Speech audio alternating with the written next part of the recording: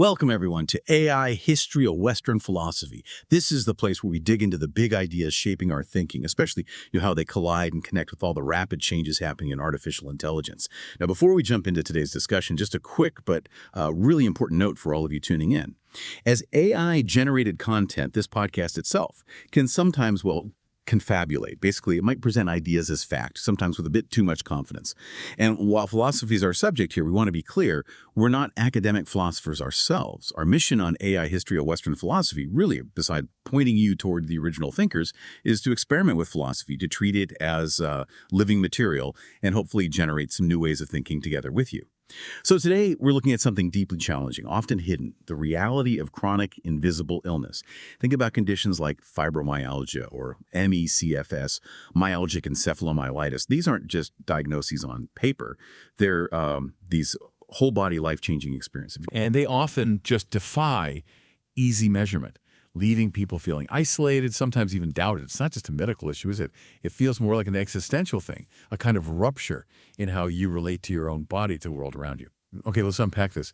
In an age where everything seems quantifiable, how do we even talk about suffering that resists being measured? How do we articulate that? That's a huge question, really fundamental. And to help us sort of navigate this incredibly tricky landscape, we're going to turn to a philosopher whose ideas feel surprisingly relevant right now, Gabriel Marcel. He was born in France, 1889, became a major voice in Christian existentialism, also a playwright, a critic, and his main focus really was responding to what he saw as a technologically dehumanizing society. He championed what he called concrete philosophy, meaning it had to be grounded in actual lived experience, not just abstract thought. Okay. He gave us some key distinctions that'll be our guidepost today. The difference between being and having, the gap between a problem and a mystery, and this ethical idea of availability or disponibility. What's fascinating here is Marcel offers us this incredibly humane vocabulary. It helps us move beyond seeing illness as just, a clinical object to be fixed, and towards understanding it as a crisis of being itself. And that's where today's angle gets really interesting, right? We're going to use the way AI is being integrated into healthcare now. Almost like a philosophical mirror. I mean, AI, with its amazing ability to crunch data, predict things, optimize treatments, it's kind of the ultimate expression of that problem-solving data-first worldview Marcel was critiquing. Exactly. It's like the peak of what he called primary reflection. So our mission here is pretty clear. By looking closely at what AI can do, and just as importantly, what it can't do, we'll reflect on those parts of human experience and care, things like real presence, participation, communion that algorithms just can't replicate. Here's where it gets really interesting. We're going to explore how AI, even with all its power, can actually highlight what makes us uniquely human when it comes to caring for each other. Precisely. It's not just about the what of the illness or the AI, but the deeper why and how of our human response. So we'll start by really digging into Marcel's framework, get that foundation set. Then we'll step into the lived reality of invisible illness, looking at it through Marcel's lens.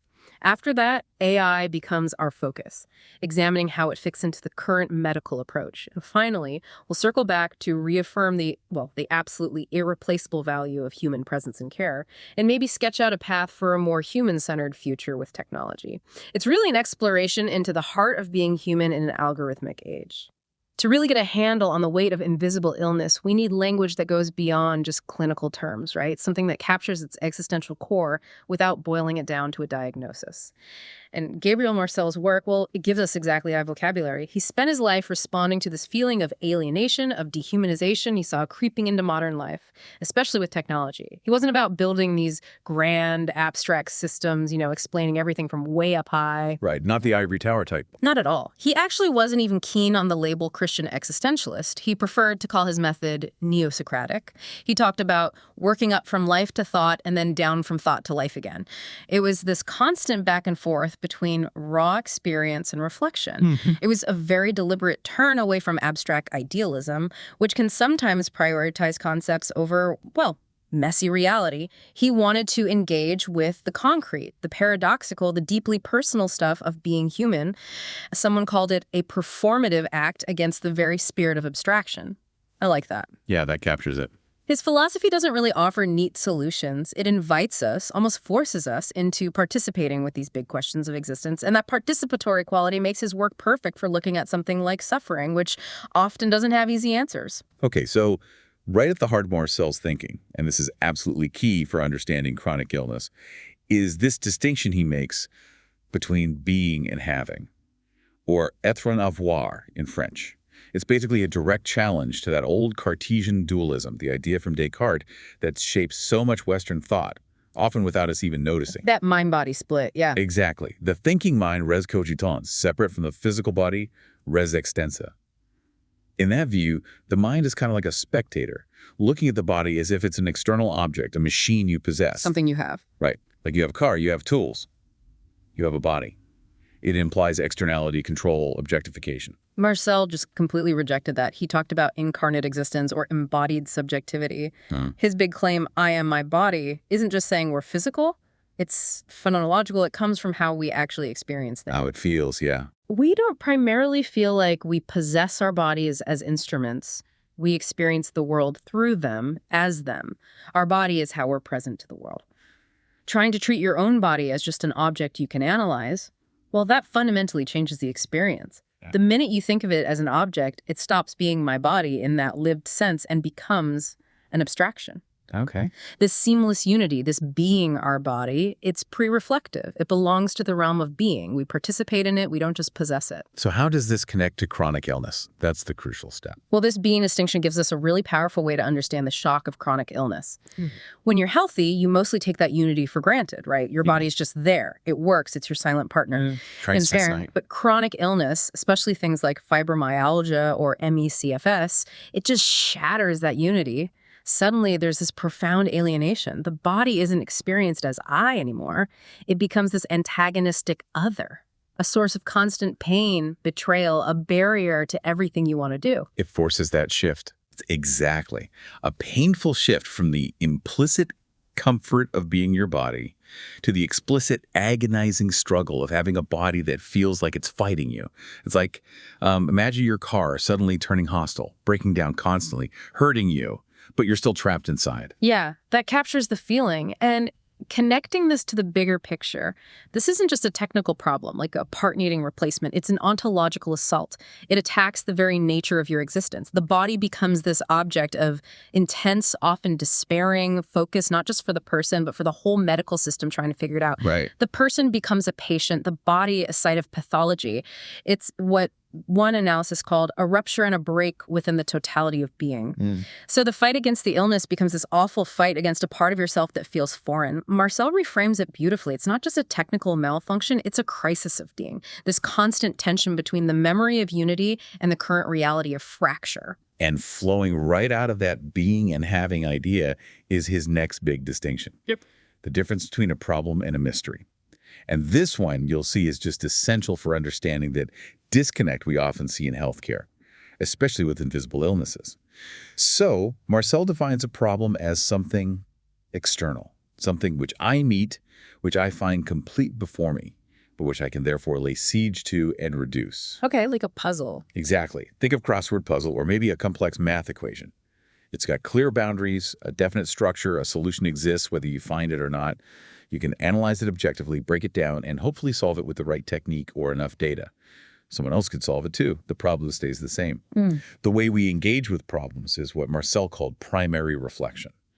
It's analytical, dissecting, aiming for objective mastery and control. It's the logic of science, engineering, and yeah, a lot of modern medicine. It's powerful, necessary stuff for dealing with the objective world. Absolutely. Yeah. But Marcel warned against letting it take over everything. That spirit of abstraction, reducing all experience to just problems to be solved. This raises an important question, though. What's the alternative? That's the mystery part. Right. In stark contrast, a mystery for Marcel is a reality where the questioner is fundamentally involved. His famous definition is a problem that encroaches on its own data. What does that mean exactly? It means that clear line between what's in me and what's before me, subjective and objective, it just collapses. Yeah. You can't stand outside a mystery to solve it objectively because yourself, your being, is part of the reality you're questioning. Okay, so examples would be. Things like love, faith, hope, deep grief, and especially the lived experience of suffering. These aren't problems you can solve technically. They're mysteries you live within, participate in, endure, embrace. I mean, how do you solve grief? You don't. You live through it, carry it. It changes you. The way to engage with mystery is secondary reflection. It's not irrational, but it's deeper, more holistic. It tries to reconquer that unity that primary reflection breaks apart. It's synthetic, participatory, aiming to restore wholeness. And Marcel's own life really drove this home for him, didn't it? The WWI experience. Yeah, profoundly. He worked for the Red Cross, handling information about missing or injured soldiers. It totally shifted him away from abstract philosophy towards the tangible brokenness of the world. He lived that collision of problem and mystery every day. How so? Well, a missing soldier's file on his desk, that was a problem. Data points, cross-referencing, hoping for a definitive answer. Okay. But the moment he had to face an anguished mother, wife, fiance, or sister with the devastating news, he wasn't just a functionary solving a problem anymore. He was a human participating in the unique, singular mystery of their grief, something that couldn't be solved, only witnessed, shared. And that same collision happens constantly in medicine today. The system is geared towards treating illness as problems. Symptoms become data. Diagnosis is the solution. Treatment is the technique. Which works great for many things. Absolutely. For acute, clear-cut diseases. But for someone with fibromyalgia or ME/CFS, it's often totally insufficient. The clinician is looking for a problem to fix. The patient? They're often seeking a witness to their mystery. They're presenting a state of being that needs acknowledgement, not just a puzzle to solve. The frustration in the doctor's office is often this ontological mismatch, isn't it? The system can only process what it can objectify. So faced with this monde cassé, this broken world as he called it, Marcel didn't just stop at critique. He offered an ethics, a way forward, grounded in intersubjectivity. This broken world is one dominated by abstraction, where people get reduced to functions, to data points, instead of being seen as unique individuals. And that leads to alienation. His ethical response, the way to start mending those breaks in connection, is cultivating disponibility. It translates best as availability, but maybe more like disposability in the sense of being at someone's disposal. So it's not just being physically present. No, it's much more active than that. It's a creative, active, almost spiritual orientation toward the other person, making yourself fully available. It means consciously setting aside your own ego, your agenda, your need to control, to be truly receptively present to them. Okay. That's the foundation for what he called communion. Moving beyond seeing the other as an it to a real I-thou encounter, like Martin Buber also talked about. It's participating in their mystery without demanding proof, without trying to fix them, without reducing them. It's profound acceptance. And the opposite. The opposite is indisponibility, unavailability, basically closing yourself off. That hard shell of ego, focusing inward, seeing others instrumentally. How can they serve my needs? In our often self-interested, competitive world, Marcel felt this unavailability was becoming the default. And for someone with an invisible illness, this distinction is everything, isn't it? Absolutely. It's not abstract philosophy for them. It's the core of their struggle for recognition. Their suffering isn't on an X-ray, so it's constantly questioned by a world demanding proof. Right. So an act of genuine disponibility from a doctor, a friend, anyone. Yeah. Just simply believing them. It's not just nice, it's profoundly therapeutic. It's an affirmation. I see you, I hear you, I'm with you in this mystery, even if I can't fix it. It's an existential lifeline against the isolation. And conversely, indisponibility, that dismissive look, the skeptical question, the hint that it's all in your head that's just devastating, it refuses to participate, reduces their being to questionable data, dismisses the mystery because it's not a solvable problem. It deepens the alienation, denies communion. Marcel shows us so clearly. The essence of care isn't just solving the problem, it's being present to the mystery. Yeah. And that has huge implications for how we think about healthcare. Okay, so we've laid out Marcel's framework, this language of being, mystery, availability. Now, let's really step into the lived reality of invisible illness. This is where those philosophical ideas become intensely real, defining daily life for millions. We'll use Marcel's concepts to try and understand the experiences of people with fibromyalgia and ME/CFS. And what you find is, it's not like we're forcing Marcel onto this. His philosophy just seems to be the most accurate language for what people are actually describing. Yeah, the patient accounts themselves speak to this crisis of being, not just a list of symptoms. To really get why invisible illness clashes so hard with our usual medical approach, you have to appreciate the sheer scope and the weird texture of the suffering. Checklists just don't cut it. They miss the all-encompassing nature, as one patient put it, affecting brain, body, and soul. It's a total disruption. Totally. Take fibromyalgia, FM. The main thing is widespread chronic pain, but listen to how people describe it. Not just achy. They use these visceral metaphors, a constant burning, like a really bad sunburn all over, sudden electric shocks, feeling touched with a soldering iron. Wow. That's intense. It's diffuse, it moves around, it makes simple touch unbearable sometimes, and on top of that, often this profound fatigue, not just tired, exhausted. Sleep doesn't fix it. An ontological exhaustion almost. Exactly. People talk about pacing themselves, guarding these precious windows of energy just for basic tasks like showering or making food. Every action has this hidden cost. And for ME/CFS, that fatigue is often central, right? Triggered by infections sometimes. And then there's P. Post-exertional malaise. Yeah, that's the killer feature. Even minor effort, physical, mental, emotional, like a doctor's visit or a phone call, can cause this severe crash maybe 12 to 48 hours later. And the crash can last. Days, weeks, sometimes longer. It makes life completely unpredictable. Something doable one day might trigger a months-long relapse the next. Yeah. You're constantly negotiating with these invisible limits. Your world just shrinks. And then there's the cognitive side. The brain fog or fibrofog. Serious problems with memory, concentration, processing information, finding words, like static fuzz in your head. People who were high-functioning professionals describe struggling to remember how to turn on a computer. It's not just being distracted. It's a core part of the illness's impact. The metaphors they use are powerful. Yeah, like gas not getting to the engine or the circuit breaker shuts off and there is no power. It captures that feeling of a fundamental system failure, a disconnect between wanting to do something and being able to. So these descriptions, they go way beyond just a malfunctioning part. They describe a systemic breakdown in the whole machinery of being. The body stops being that reliable vehicle. Yeah. It really is a profound crisis of being. The body becomes this unpredictable, antagonistic thing, forcing you into that Marcelian state of having a body you fight against instead of just being it. The language they use shows the suffering isn't just physical. It's an assault on their ability to inhabit the world as a whole self. And that diagnostic journey, that's often where the first and sometimes the most brutal collision happens.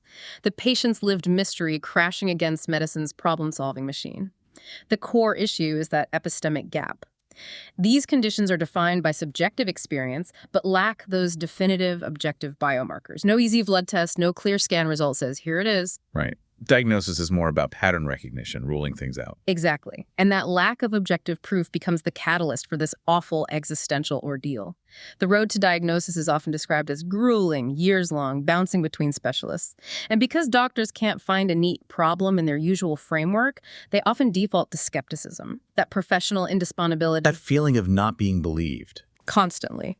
Patients report being dismissed, questioned, their symptoms psychologized. It's just depression, it's anxiety, or worse, you're faking it. Oh. One study found women experienced stigma mostly before diagnosis, with doctors questioning the veracity, morality, and accuracy of their descriptions. Wow. It's the direct result of a system built on primary reflection. If it can't objectify something into data, it often struggles to see it as valid. And that creates a terrible cycle. A vicious cycle, exactly. Biological invisibility leads to diagnostic difficulty, which fuels medical skepticism. That skepticism feeds social stigma friends, family doubt it too, and all that external disbelief gets internalized. Leading to self-doubt. Agonizing self-doubt, crisis of self-worth, collapse of identity. It's stark. Invisibility, difficulty, skepticism, stigma, internalized doubt, identity collapse. Which explains why finally getting a diagnosis feels like such immense relief, even if there's no cure yet. Exactly. The relief isn't usually about finding a quick fix, because often there isn't one. It's about validation. Like one patient said, having a diagnosis made me feel like I wasn't going mad. Or another, someone believed me and got it without superfluous explanations. In that moment, the clinician steps out of just looking for a problem and becomes a witness to the patient's mystery. The diagnosis acts as this official acknowledgement. Your subjective reality is real, it's valid, it's an affirmation of their being. The fallout from living with invisible illness goes way beyond the physical symptoms. It really does illustrate Marcel's idea of the monde cassé, that broken world fractured by alienation, where functionality is prized above all. It attacks the foundations, your sense of self, your relationships, your place in the world. The identity loss is huge, devastating. People talk about bereavement of the person you used to be. We build our identity on our abilities, our roles, parent, professional, athlete. Chronic illness just strips that away. A weight trainer who can't grip a barbell anymore. A sharp manager struggling with basic memory tasks. It forces this painful reconstruction of self, searching for a new identity in the ruins. It's not just changing circumstances, it's a fundamental shift in being, leading to negative self-image, self-doubt. And that internal crisis mirrors an external one in relationships. Totally. The unpredictable symptoms, especially PM and MECFS, make social planning almost impossible. Isolation becomes almost inevitable. Friendships fray because of cancellations, because healthy people just can't fully grasp the limits. Families and partners face huge strains. Caregiving, finances, intimacy suffers. And there's the constant emotional exhaustion of having to explain, justify, often facing disbelief. You feel like an alien in your own life. If we connect this to the bigger picture, that whole experience of alienation from your body, the medical system, your social world, your former self, it's a perfect, heartbreaking microcosm of Marcel's broken world. A world where your worth, even your reality, is judged by functionality and what can be objectively proven. When those are gone, you risk becoming invisible. Yeah. And the language patients use confirms this. They talk about being, loss, soul, not just pathophysiology. Their stories aren't just case histories. They're testimonies to a life altered, lived in tension with a world that struggles to see them. Okay, so now let's pivot to AI. Its integration into healthcare is a massive shift, not just practically, but philosophically too. AI, as it stands now, feels like the ultimate expression of that drive towards objectivity, data, technical problem solving that's dominated Western medicine. It's pure primary reflection in Marcel's terms. Exactly. So by examining what AI does, its logic, its limits, it acts like this powerful philosophical mirror. It shows us really clearly the difference between just solving a medical problem and actually participating in the mystery of human suffering. Its power to quantify and analyze actually highlights what's uniquely human in care. The ways AI is being used in chronic disease management are exploding, and they perfectly fit that primary reflection model. AI systems are built to process huge amounts of data, find patterns, predict outcomes, optimize interventions. It's the technological hunt for the problem in its purest form. Taking messy reality and making it quantifiable. Precisely. A big area is diagnosis and prediction, especially for those tricky conditions like MECFS and fibromyalgia. Machine learning models analyze diverse data sets, health records, genomics, imaging, even RNA and blood samples. The hope is AI can find those elusive objective biomarkers that humans haven't pinned down yet. Any examples? Yeah, one study used AI on iScan's optical coherence tomography and found patterns of retinal thinning that identified fibromyalgia with 82% accuracy, non-invasive. Another tool, Biomap AI, analyzed stool and blood data, things like butyrate levels, inflammation markers to identify MECFS with 90% accuracy. So turning this objective mystery into a data-driven, solvable problem. That's the goal.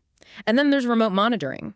Wearables, smartwatches, trackers constantly monitoring vital signs, heart rate variability, sleep patterns, symptom tracking apps, some with AI chatbots, log daily fluctuations in pain, fatigue, mood. Creating this huge data set over time. Right. Quantifying the patient's state, translating a bad day into scores and graphs for analysis, looking for patterns, triggers, and all this data fuels personalized medicine.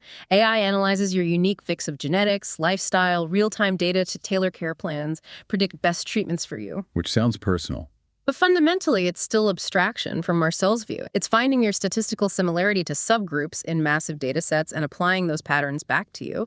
It's primary reflection on an unprecedented scale calculation, probability, aiming for objective mastery. Okay, but the power of AI in healthcare relies on this one core process, translating human life, especially illness, into machine-readable data, datafication. And that process inherently involves, well, flattening the rich, multidimensional, subjective mystery of a person into discrete data points. Pain becomes a 1 to 10 score. Brain fog is a dip on a metric. Emotional toll is a mood log entry. It's necessary for the algorithm, but it's a huge reduction. And this reduction has real ethical consequences. Not just bugs, but often logical outcomes of applying problem-solving logic to human mystery. Like privacy. That's a big one. Yeah. AI needs massive data sets, creating huge targets for data breaches, and anonymizing data. Often not enough. AI can sometimes re-identify people easily. Plus, the whole issue of companies commodifying sensitive health data without truly informed consent. Feels like a systemic indisponibility, doesn't it? Ignoring the person's autonomy. And then there's bias. A massive ethical flaw tying right into Marcel's broken world.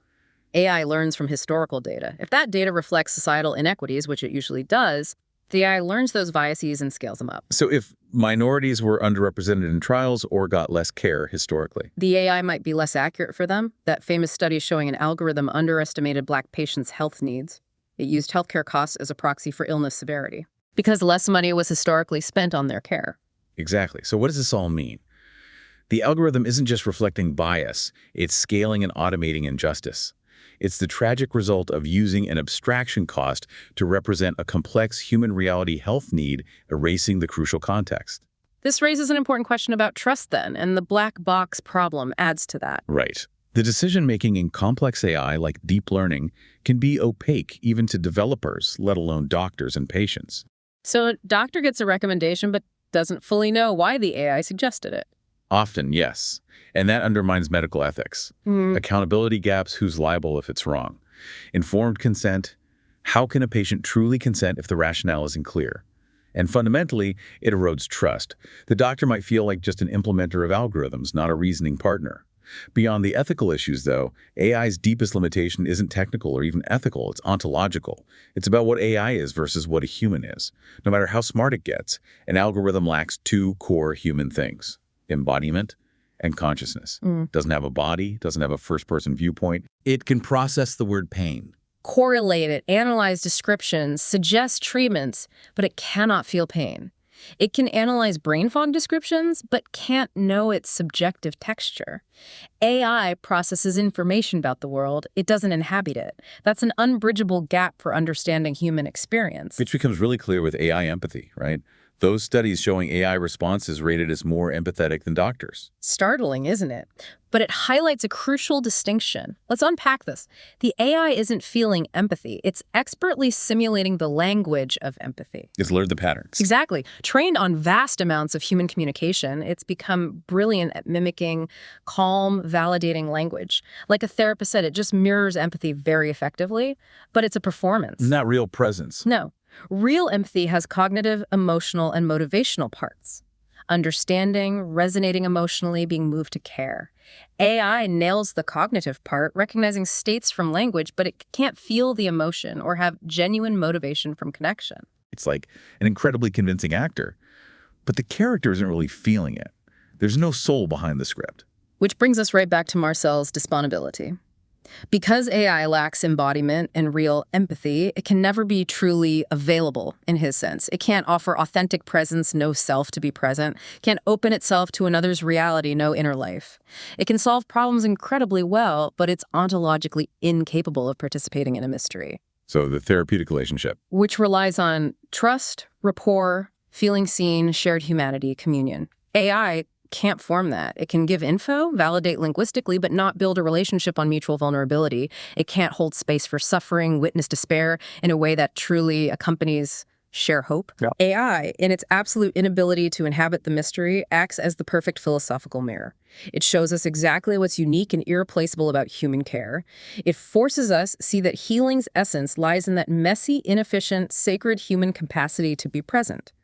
So we've journeyed from Marcel's philosophy to the lived experience of illness and then used AI as this critical lens. And what emerges is this coherent, urgent thesis. In an age of data and algorithms, human presence isn't some outdated sentiment. It's the absolute core of compassionate, effective care. Holding the mystery of suffering against the problem-solving logic of AI shows us the path forward medicine that's both technologically powerful and deeply humane. Right. The argument isn't just that AI can't do everything. It's that the essence of care, especially for chronic invisible suffering, cannot be reduced to applying technique to a problem. Marcel gives us the language for what's lost in that reduction. Let's boil it down to 3 pillars of human care. First, presence. Just being fully present, attentive, undivided is therapeutic. It's about how you are with someone. It fosters sensitivity, intimacy, vulnerability, enhancing well-being. It's the foundation. Mm-hmm. Second, the therapeutic relationship. Tons of research shows a strong alliance. Respect, trust, empathy predicts better outcomes, adherence, satisfaction. It creates that safe space where patients feel heard, valued, empowered to participate in their own care. Crucial. And finally, the highest form, especially for invisible illness, is Marcel's availability, disponibility. For the patient whose reality is doubted, whose pain isn't measurable, the clinician's willingness to be available to their mystery, to believe, affirm, accompany an uncertainty, that's the most transformative act. It's communion, fighting the alienation. And this is exactly where AI hits its limits. It can't do these human things. It can't be present, no lived experience. Simulated empathy can't build a genuine, vulnerable relationship. Its core logic requires reducing mystery to data, making it incapable of true disponibility. So what does this all mean? AI solves problems brilliantly, but it can't participate in being, in the messy reality of existence. Yeah. And that's not a bug to fix, it's defining limit.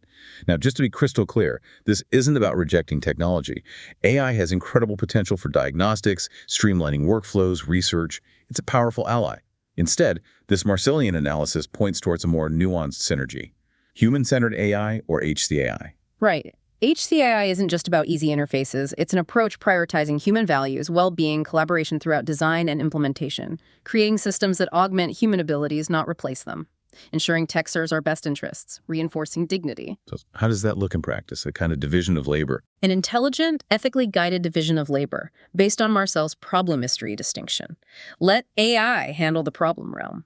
Leverage its data processing power for analyzing images, labs, identifying at-risk patients with predictive modeling, managing EHRs, automating those administrative burdens that crush clinicians. But that needs strong oversight. Absolutely. Robust governance. Interdisciplinary committees, bias management strategies, transparency commitments, clear accountability lines, shifting liability from just the doctor to the system implementing the AI, and the explicit goal to liberate human clinicians from the tyranny of the problem, offload the data-intensive tasks that cause burnout, freeing up their most valuable resources: time, cognitive energy, emotional capacity. And that freed up capacity allows clinicians to focus on their uniquely human function, being fully present for the patient's mystery. Imagine encounters with less admin noise, more time to actually listen, practice empathy, engage in shared decision-making, respecting patient values, build that crucial therapeutic relationship. Technology, used wisely, doesn't have to dehumanize care. By taking on the problems, it can create the conditions for a more human, available, compassionate form of care. The future isn't algorithm versus human. It's the wisdom to use the algorithm to better serve our own humanity. #outro. Well, that was quite a journey today here on AI History of Western Philosophy. We delved into Gabriel Marcel's illuminating ideas being and having problem and mystery availability. We saw how they light up the often hidden struggles of chronic illness and how AI acts as this fascinating philosophical mirror, showing us both its power and its profound limits, ultimately reaffirming the irreplaceable need for genuine human presence and care. Indeed. And it leaves us pondering, doesn't it? What might it truly mean for us as humans to be present, not just for each other in suffering, but also for this complex, evolving relationship we have with our own technologies, especially when we face those unquantifiable mysteries that shape our existence? A really powerful thought to sit with. Thank you all so much for joining us on this exploration, for lending your time and thoughts to AI History of Western Philosophy. If you found this valuable, maybe take a moment to like, subscribe, or perhaps leave us a comment. It really helps us keep these important conversations going. Until next time, keep exploring those fascinating, challenging, and deeply human connections between philosophy and AI.